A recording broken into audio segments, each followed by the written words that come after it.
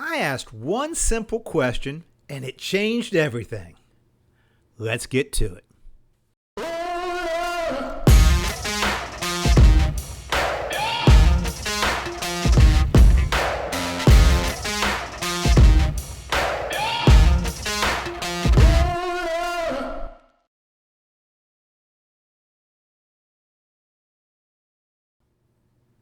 Welcome. Another fabulous episode of IBF On Demand. I'm your facilitator of good discussion and host, Eric Wilson. As always, you can find me on LinkedIn, YouTube, wherever you get your podcasts. Thank you very much for your subscriptions and your follows wherever you're finding me. Reddit, Discord, Twitch. Just look me up. I'm somewhere out there. I want to thank our sponsors, Arkiva, driving business transformation by solving what others cannot. I want to special thank you to Arkiva. Wonderful partner. Check them out as well. And follow them while you're at it.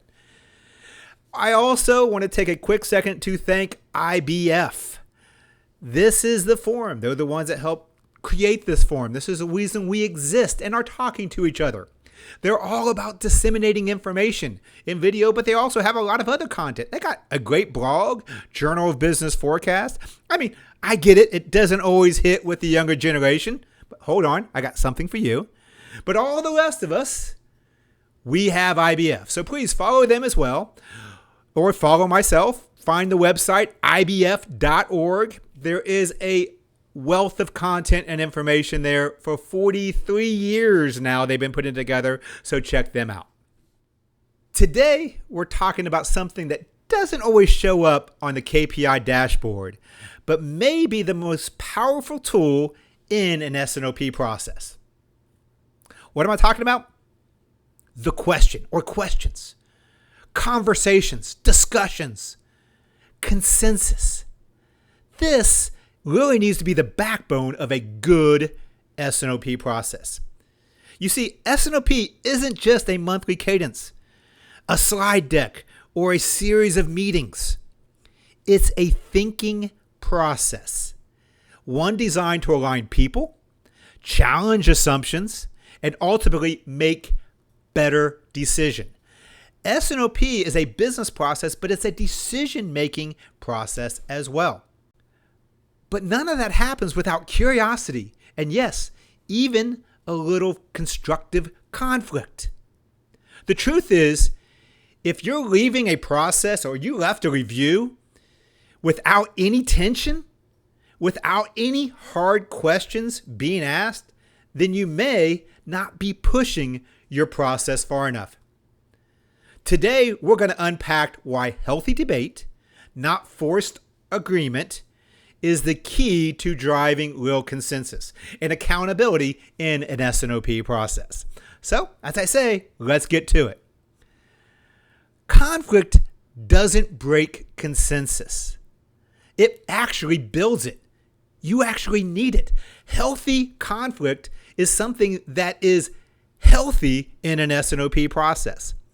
Silence or passive agreement is usually a red flag and not a sign of success. When I go into S&OP processes and I do assessments, like I'm actually doing this next week, and I look at a process and I don't hear those questions being asked, and I see heads nodding, it actually is more of a red flag than it is a sign of a good process. If reporting, and I said heads nodding, it's a sign of a problem, not accomplishment of agreement. So you want to have that healthy conflict as part of an S&OP process. Healthy debate clarifies intent. It surfaces different viewpoints. And diversification in thought is one of the keys to be actual to find new ideas and to make things even better. It ensures shared understanding. If you don't know, you should ask. And real consensus comes generally, what I found, after disagreement, not in the absence of it. I've actually done a lot of my research when it comes to that cultural complexities, the next book I was working on. And I found some interesting things that actually happens in a lot of the French culture. I mean, they're always known for, being controversial or debating. What turns out, one of the things, and correct me if I'm wrong, this is just based on my research, but I'm asking the question. If I'm wrong, please ask me questions back. But from what I found in the research, they're actually taught at an early age, primary grades, inductive reasoning. They're taught to, before they present an idea, to think about the inverse of that idea or other possibilities before they present. It's an inductive reasoning they're actually taught at a young age. As a result, they're now known debating, or they have a lot more controversy when to come to a conclusion, they have to discuss it more. Is that a bad thing? Think about taking some of that same inductive logic or inductive reasoning into an S&OP process. An idea may be solid, it may be good, but do you know that before you start questioning it? Before you start presenting counter arguments or counterpoints for it? Before you start asking questions? Before you start diving into assumptions that made up that reasoning? That is what builds an even better result for you and for an S&OP process. It really drives to a better decision. So to do this, we're going to need to have a few things in place for a good, solid S&OP. One of the things is, I think, a psychological safety is almost a prerequisite. You have to be able to ask questions. You have to be able to comfortable to ask questions. You have to be comfortable to be asked questions and challenged on what you said. All that comes from a psychological safety. Teams need to feel safe to challenge ideas without fear of being wrong, without fear of being punished for speaking up. You have to have a culture where it's free to speak up without fear. Leaders must model this themselves by welcoming debate, by not shutting it down. They need to encourage and actually encourage others to speak up during the process then as well. Ultimately, this is kind of a fail-fast type of culture. I've talked about this on previous podcasts as well. With this fail-fast culture really helps build innovation, but it also helps build better decisions. Bringing a similar type fail-fast culture into an S&OP process really encourages ideas and discussions. It allows a platform for you to present, hey, this is what I'm thinking, how have you thought about this? And then learning, not holding on, but not every idea is a good idea. I've had a ton of bad ones. Trust me, not every idea is a good one.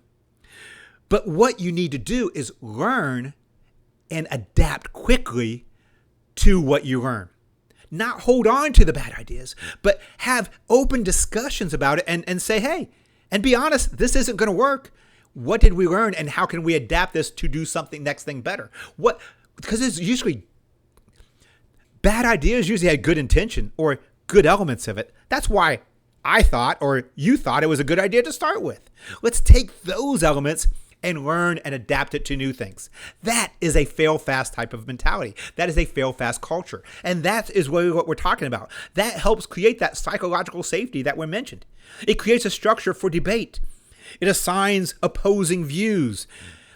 One of the things you can actually do in an S&OP process, I said, it takes a good leader to really drive to have people ask questions, to get people to start discussing and call people out and say, did you have any did you have any concerns? And create that culture. It takes the leader. What I've seen other organizations to be able to help this out is create that devil's advocate in the group. There was another word, what hat you're going to wear. I forget exactly what it is. Correct me if I'm, whatever it is, put it down in the comment, whatever that book is, talked about wearing different colored hats. But you have the capability of having people play different roles in a S&OP process. And you can have that person who plays the devil advocate. It's a role-based type challenge type of environment. It's perfectly okay. And I've seen companies do this very successfully. But ultimately what you want to do is create a culture that welcomes thoughts and has honest conversation and learns instead of punishes or people in fear not willing to speak out. You need to create this culture where you have open dialogue, ultimately is what you need to do. And I mentioned that role of the leader. Roles and responsibilities become key in being able to help create that psychological safety zone for you, or a free speech type of zone that you want. I hate the word, no offense, but safe zone. You want to create a safe zone for it. And with that, you need solid roles. You need a solid process.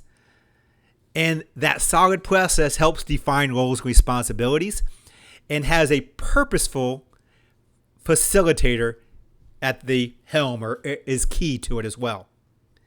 I talked about this, I think, last podcast or a couple podcasts ago. It was a couple podcasts ago. So go back and check that out. When I really talked about the importance of a process. And good process makes good people even better. And bad process can make good people leave, or really will tank good people not being able to do what they should be able to do. Process is key, and it's undervalued, and we really need to spend more time on it. Absolutely. But we need a good process, and part of that good process is defining roles and responsibilities. That is part of a good process. People understand where they are and what they want to accomplish and what they bring and getting out of it. All that helps facilitate communication, because I understand what I need to do and what I'm representing in this process as well. It gives people more security that they then can speak out, and more security that they feel part of something then as well. Defining the roles and responsibility are key. The other thing I mentioned, though, besides a structured process that helps build that confidence and everything of that sort, is a good facilitator. Facilitation needs to be purposeful, and you have to have someone. One of the things we always talk about with a good, mature S&OP process is you have a team or a person that is an S&OP champion. Someone that reports directly to whoever owns the P&L or executive suite, that is unbiased, that is outside of functional roles, that really manages and facilitates the S&OP process. Why? Is because you have a lot of different personalities. You have a lot of different functions with a lot of different biases or things they want to accomplish. You know what I mean. Now, someone has to see through that, break through that, and help facilitate open discussions and honest discussions. That makes the facilitator role key. Facilitator's role is to spark conversation, not to settle it. Their role is to really help facilitate conversations, not just to report and shut down and make sure we're settling a debate. No, we're facilitating a debate a lot of times. S&OP leaders should steer discussions, not control it, and use questions to probe then, rather than to rush the discussions along. It's not necessarily always the facilitator job says, you mean this, and they're trying to say this. No, ask questions, allow them to rephrase and really get the points across. You're facilitating discussions. And if one tough question doesn't surface throughout the review, throughout the process probably is not advancing, and it may be that facilitator's role to stop, assess, and maybe ask the questions themselves to make sure you're getting to the root causes, you're getting to the true assumptions, you're understanding.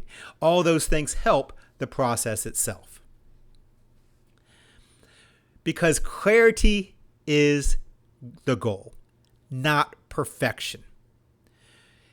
S&OP, here, little insight. For people just starting their S&OP process, or the ones that is aspiring right now to be that vanguard company with this mental picture of what perfect S&OP looks like, I got news for you.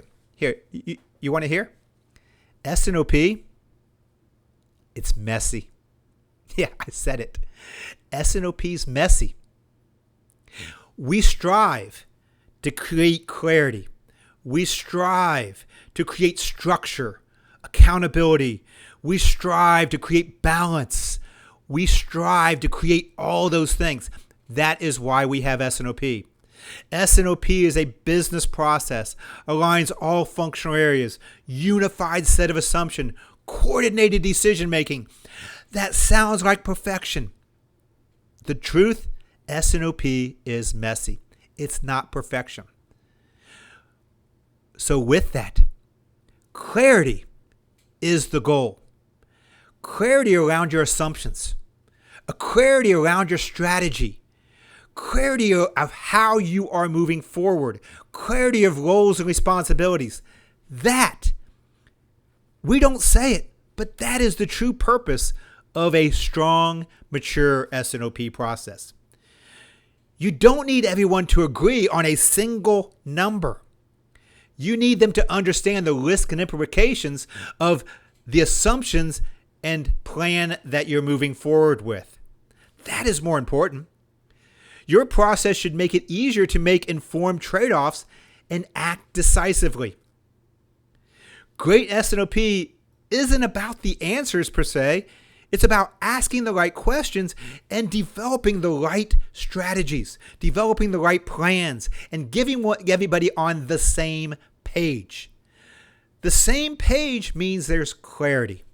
And to get on the same page, we need to ask the right questions.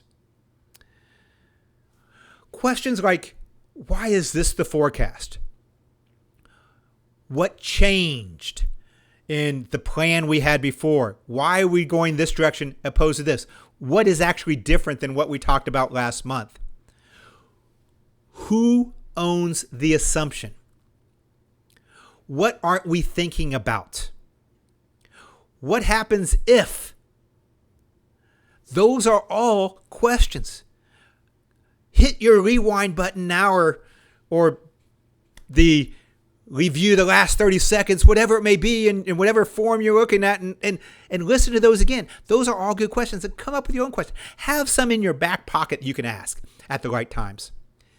These questions reveal blind spots, or whatever questions you ask should reveal blind spots in the way people are thinking, or get the people to start thinking. You'll find misaligned assumptions or hidden risks, or, forbid, hidden opportunities you may not have thought of before as well. Challenging is a good thing to get people to think outside of their comfort zone or outside of the box they put their answer into. We need to think, if we're aligning all functional areas, then I guarantee there has to be another functional area that has a question about what's happening. Let's have those discussions. That is what we need to do. And that is really the basis of what I wanted to talk to you about. So here's my challenge for you. This one's going to be a little bit shorter today. I'm not going to spend, the 40 minutes talking, because I think you get the idea of what I want to do. So you want to ask questions. You understand why. We understand where you want to do it. We understand how you want to do it. You understand the culture and the safe zones you want to create. I think you get it. You just needed to be told. So with that, I have a direct challenge for you. Here's your challenge. In your next S&OP process, in your next S&OP meeting, next month, you're watching this mid-month right now, the one for next month, you're already planning it, at least you should be. Don't just look at the numbers. When you're putting together your decks, don't just put together the deck. Put questions on your deck even maybe, or have the questions ready. Ask yourself the questions while you're putting it together. Why are these the numbers? What am I missing? What assumptions went into this? What have I forgot? What happens if? Don't just think about the slides as you report them next month. Interrogate them. If you aren't responsible for putting together the slides and you're going into an S&OP meeting, guess what your job is? I challenge you. Go into next month's S&OP process. As they're presenting the slides, ask. Why? What? How? Start asking some questions. Don't avoid disagreement. Invite it. Healthy conflict is healthy. Ask that uncomfortable question. Be willing to be that person that really starts driving the culture of your S&OP process, to be willing to talk about some uncomfortable things every now and then. Dig into the plans. Challenge the assumptions. Because the most powerful tool you have isn't a system or that dashboard, and it's not that slide you just took an hour to put together, that's not the most powerful tool you have in your S&OP process. It's a well-paced, well-thought-out process and thoughtful questions. And remember, the goal is not perfection. S&OP, it's going to be a little bit messy at times. It's clarity. And clarity starts with curiosity. Well, that's a wrap. I'm going to go figure out what questions I need to go ask the next guest, and exactly maybe even who the next guest is. By the way, I'm looking, in case you're interested, looking for guests. You can find me at eric@ibf.org. That's eric@ibf.org. So if you want to be a guest, or if you know of someone you think I should be interviewing instead of just listening to me all the time, please reach out to me. It's eric@ibf.org. That's eric@ibf.org. I want to thank our sponsor. We cannot do this without a sponsor. So please check them out. They have everything from the $50 million, $100 million company to the $10 billion, $50 billion company. They have a complete suite of products that can service your needs. Check out Arkiva, driving business transformation by solving what others cannot. It's a fabulous partner I've been working with for over a decade. That's how much I'm passionate about what they do as well. So check out Arkiva. Another thing that I'm passionate about myself is fostering the growth of people in our field. In my own way, I'm asking you the questions. I'm hoping you think is what I do, because I want to push the field even further. My goal is to really see the field that I was part of for years and decades myself continue to grow, and me being a small part of it. But you are really the future thought leaders and subject matter experts out there. So I'm hoping to really hit that part of your brain that makes you think a little bit. That is what I'm passionate about. And that's the reason why I'm part of IBF as well. IBF, their value, their mission is to foster the growth of people in demand planning, supply planning, business, S&OP, related fields. That is really what their mission is about. I'm aligned to that mission, and that's what we're about. There's a lot of information out there over 43 years at ibf.org. Check them out. We do a lot of one-on-one working with organizations. If you have questions, reach out to me, eric@ibf.org, or info@ibf.org. There's a lot we can do for you as well. I'm working personally on developing some new content for a younger generation. I could use your help with that, so please stay tuned for that, because there's only so much we can do with the IBF brand. I'm reaching out and seeing if we can do a little bit more for the other generations out there as well.